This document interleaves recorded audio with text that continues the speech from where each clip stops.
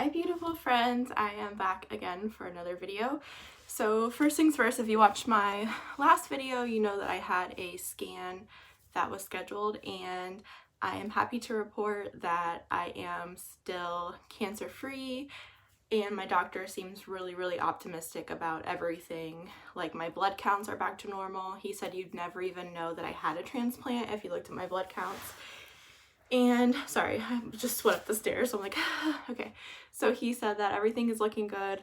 My scans are good. So I'll have another scan in 3 months. And then after that, I think it's going to go to 6 months. And then he said after 2 years, I actually won't get any more scans. So that's interesting. I always thought it was going to be like 5 years, but good news. But anyways, that's not what this video is about. So I did a TikTok video that was inspired by this girl that said, tell me what it's like to work in America without telling me what it's like to work in America.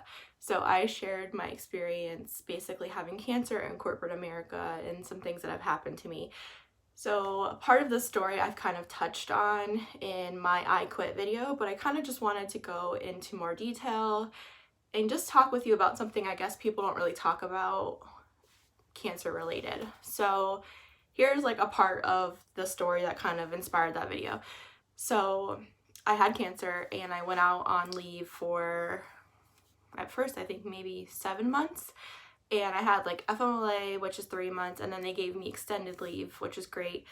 But the whole time during the extended leave, which believe me, I understand that they don't have to grant people extended leave, and I 100% understand that, so just don't come at me in the comments about that. But the whole time that I was on leave, you know, there was a group made that was like updating people on how I was doing. Like, that was my choice. A bunch of people from my work on there, higher up people, HR people, everything were in there kind of understanding what was going on with me. But the whole time, you know, commenting like, we support you, la la la. But the whole time I was out the first time, I had a leave representative that would be like reaching out to me, asking me how I'm doing, whatever. But every time she would contact me when it was past the 3-month FMLA time, she always made it seem like I was about to lose my job. And that was very upsetting to me because my job was a big part of my life at the time. I didn't stop worrying about working until like 3 or 4 months went by into chemotherapy.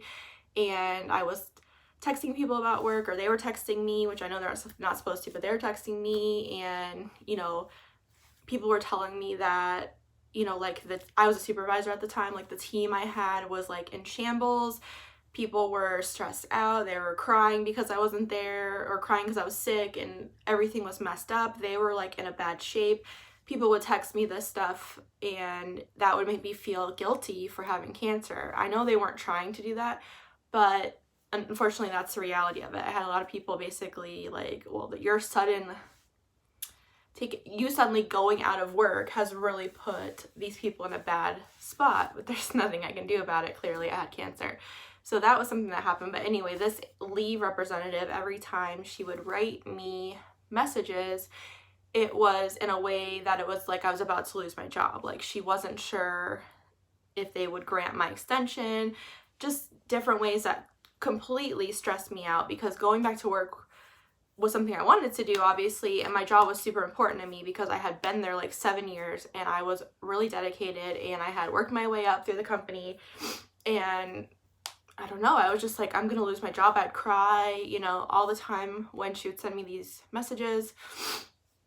Long story short, because of these messages and the way that she portrayed everything, I ended up going back to work 6 weeks after I finished chemo the first time. I was not physically ready to go back. I was not mentally ready to go back, but I went because I didn't want to lose my job. So part of the toxic corporate America thing with this is there is a survey that you fill out at the end saying like how your leave counselor was or how your leave specialist was, and they tell you it's anonymous, as far as like it's not going to go, I mean, they know it's about you, but it doesn't go to that person. So I filled it out in a respectful way, but I said, you know, kind of how I felt.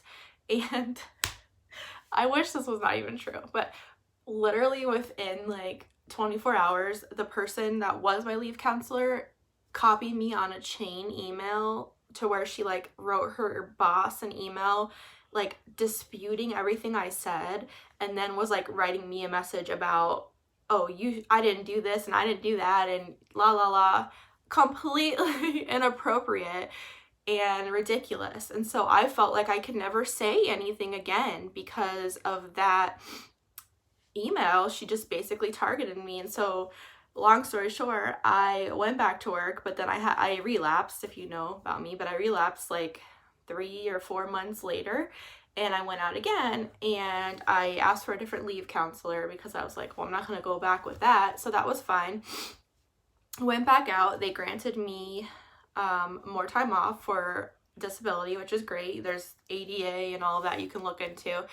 But basically, my understanding is that they have to grant it if there's a way that they can cover your job. So at that point, I stepped down from being a supervisor and was just like a regular employee, because I was like, okay, if I ever get sick again, it's going to be much easier for them to cover my job as a representative, regular representative, instead of a supervisor leading a team, which they did cover my job during that time, the first time. So I was like, okay. So when I found out that I needed a stem cell transplant, my doctor filled out the paperwork. They ask exactly when you're supposed to come back. And the nurse is like, I don't know what to put there, because number one, we have to get you into remission, which can take several different treatments, which it did. And number two, you're going to have a major stem cell transplant to save your life. You're in the hospital over a month. And then number three, we don't know when you're going to be recovered from that. So basically we had to just kind of estimate, but it wasn't, nobody's a psychic, okay? We're not going to be predicting that. So on my way, this is the story from my I Quit video, on my way home from chemo for my relapse, my second form of chemo, we were like almost home from the Mayo Clinic. I get a phone call from this HR lady. I've never talked to her before. She was from another area of the company or corporate, I don't know. But she's just like, hey, how are you? La la la. And I'm like, I'm okay. I'm not the greatest. I'm on my way home from my second chemo. Oh, well, we got the paperwork from your doctor and they're not 100% sure when you're going to return. And I said, well, yeah, I need a life-saving transplant. I'm trying to get in remission. Like, there's no set time. There's like an estimate, maybe I might be able to come back on this day. And she goes, well, I don't think your manager is going to grant any more time off. And I'm like, what? Because at this point, like, I've talked to the managers extensively about the way the first lady was, and they were like, no, we were never not going to grant your leave. We love you. We want you to come back, get healthy, come back. Like, super supportive to me face to face. Well, I was like, that doesn't sound right, because they told me no matter what I needed, they would grant it. No, I don't think so. And I was like, and so I started crying, and I said, you know, you're calling me on the way home from chemotherapy. Are you telling me you're firing me? Like, I've been with this company 7 years. I've always been an excellent employee. I've been promoted multiple times. I was a supervisor. Well, we have a lot more people off than you. And I was like, okay. She's like, so we can't accommodate everyone. And I'm thinking, I told her, I said, well, you accommodated me when I was a supervisor. You can't accommodate me, my workload as a rep. And as a manager, I know that they would reassign people's claims automatically to other people. There's no way that they couldn't cover the work that I had. And she just kept saying, we consulted with legal, we consulted with legal, we consulted with legal. Completely heartless, cold. Like, so I said, basically, you're firing me because I have cancer. And so when she kept saying I'm consulting with legal, I finally said, well, I'm going to consult with my own legal, okay? And it was the worst conversation, the worst experience, the worst way that anybody could go about having this conversation with someone. Ridiculous. And literally within 24 hours, they emailed me changing their tune, saying that, oh, we spoke with the manager and we're going to allow you more time off. So I don't know what transpired in that less than 24 hours, but the way that I was treated, I was supposed to go back to that job, and for a variety of reasons I didn't go back, like I've talked about, but the way that I was treated was the main reason I would never go back to that company, because number one, I realized that companies like that don't truly care about you. They only care about their business, making money, and you're just a number on a page. It doesn't matter how good you are at working. It doesn't matter how many hours you put in extra. It doesn't matter what extra projects you did. You could be the best freaking employee.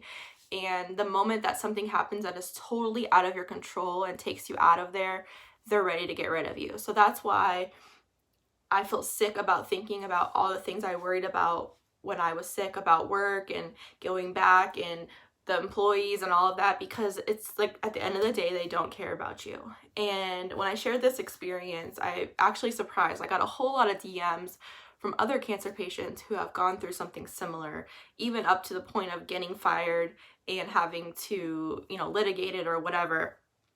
But this is a reality. I don't know if this happens in other countries. I don't think it happens like this in other countries because they have universal health care and all of that.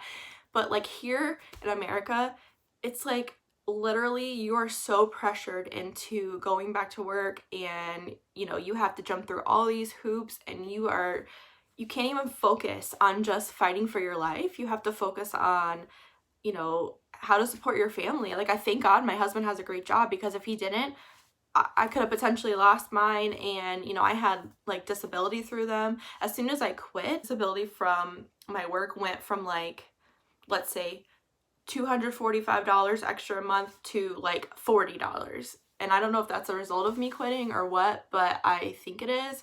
But it's just really sickening how cancer patients or people with medical problems are treated in America. And it's very eye-opening, and that's why I try to share with you guys these situations, because number one, you're not alone. Number two, if you are perfectly healthy and working and putting your whole entire life into a job, stop it, okay? Because the only things that you should be investing your true energy in daily are your family, your friends, your passions in life. Work is just work. It's working, get your money, support yourself. It's not working, put your whole freaking life on hold and put 80 hours a week into your job. Stop. Just stop. So that is my video slash like maybe like a mini rant about this situation, but I just wanted to share what happened with me. Feel free to leave any comments below if you have an experience like this. I just want to show what the reality of having cancer in America is. Like, there's a lot more realities that go with it, but that's a major one with work type things. There are people who have said they had cancer and got fired the next day. Anyways, leave me a comment below, subscribe if you're not already, and I'll see you in my next one. Bye guys.